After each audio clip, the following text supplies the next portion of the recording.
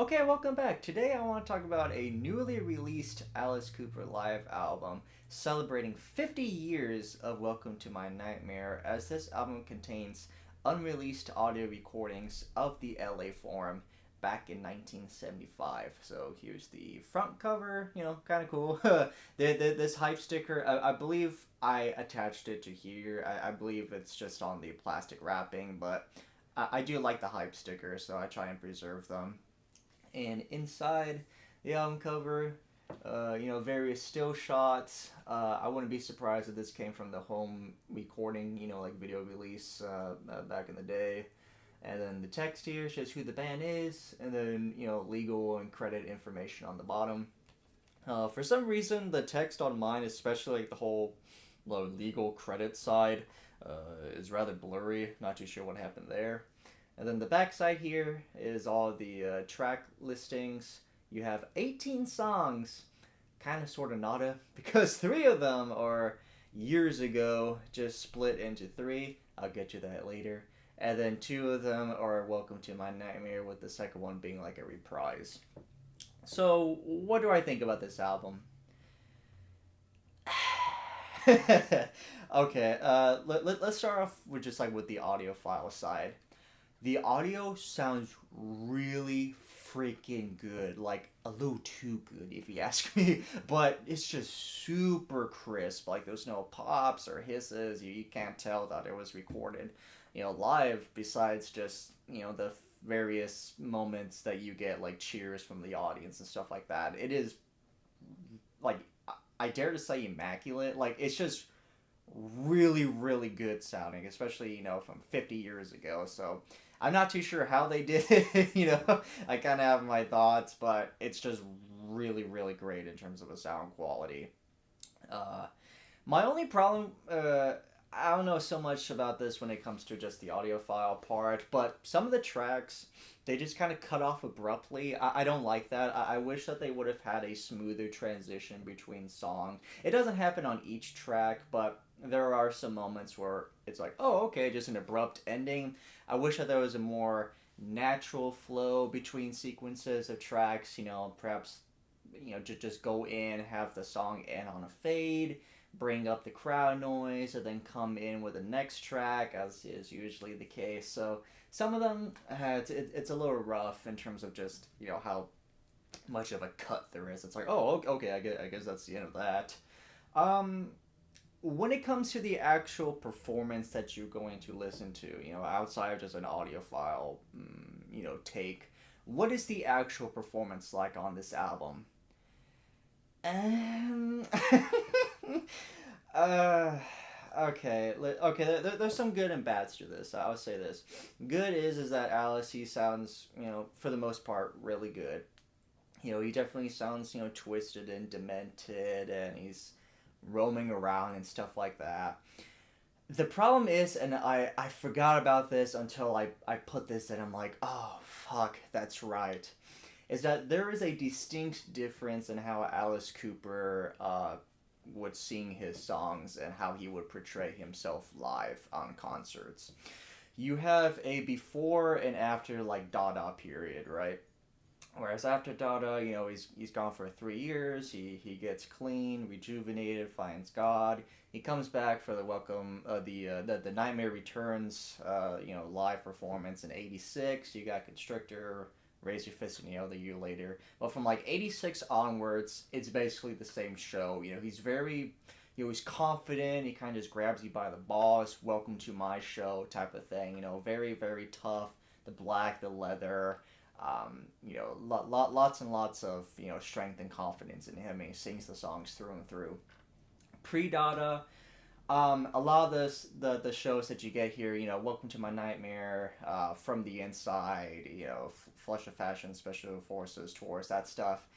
He's very much a victim of his own, his own madness, his own, world on stage. So with that, he's very much a victim. He's throwing himself around. He's, huffing and puffing his way through as he's going through all the various, sceneries and characters and animatronics and things like that. So with that, it's not so much a word for word strength on the voice and the songs as he sings through. You're kind of just listening to somebody sort of mad ramble his songs as he's trying to escape his hell, right?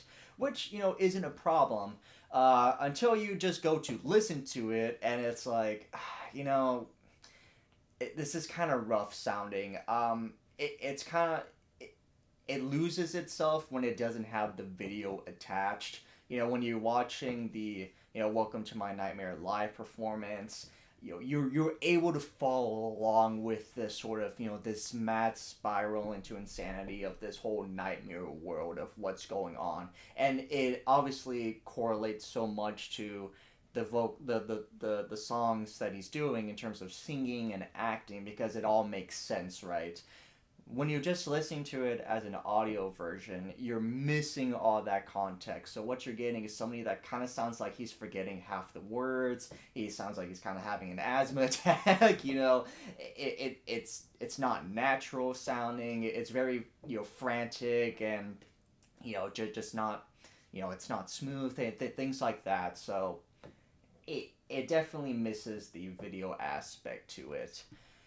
When it comes to the instruments, you got predominantly Steve Hunter and Dick Wagner. I personally love them. If you're somebody like Lou Reed, you want them to, get the fuck off your stage, right? But the guitarmanship that they show on this album obviously is amazing. They're absolute wizards at their crafts. You get this nice, long, extended, guitar solo battle that just sounds amazing. My problem with them is particularly Steve Hunter on this album is that Steve Hunter has vocals on various parts, and let's just say he has the voice for silent films. Every time that he comes in to sing a part or like make some sort of scream noise or like he's being the mother from years ago or adding parts to Steven, it it's not really nice to listen to. I'll put it that way. It's a lots and lots of wincing for me when it comes to those parts, and unfortunately, it kind of just goes and goes and goes. So, yeah, I.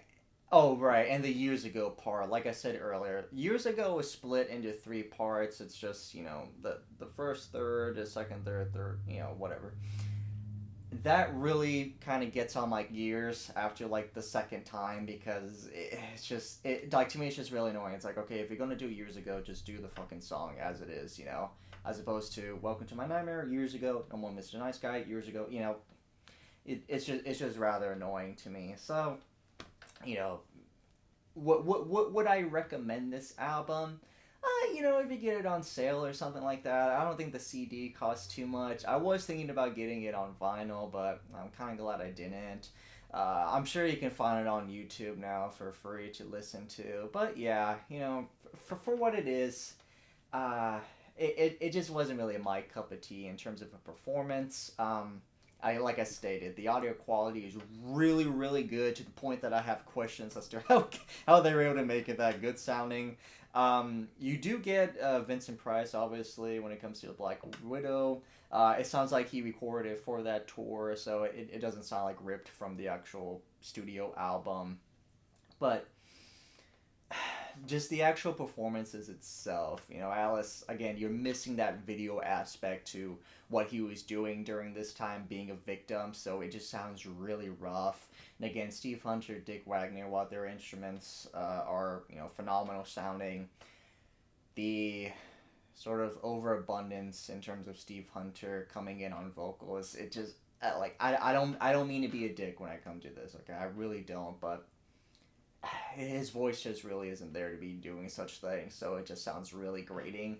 And then, it's kind of thinking about it too when you're listening to this album, because, you hear it all the time, like, oh man, it's Alice Cooper, he's sick and demented and frantic, welcome to my nightmare, all this shit. And then you're listening to it, and you're like, I don't know, 5, 6 songs in, it's like, I don't know. This just sounds like a Sesame Street Halloween special. You know, it's kind of funny, but I don't know. You know, have you listened to this yet? If so, what do you think about it? You know, it's okay, but really isn't something that I'll probably go to that often. I'll say that. So if you've listened to this album, let me know what you think. Do you like it? Do you not like it? I'll be curious. But otherwise, thank you for watching. I didn't mean to be like back to back Alice Cooper Debbie Downers, you know, with his last album.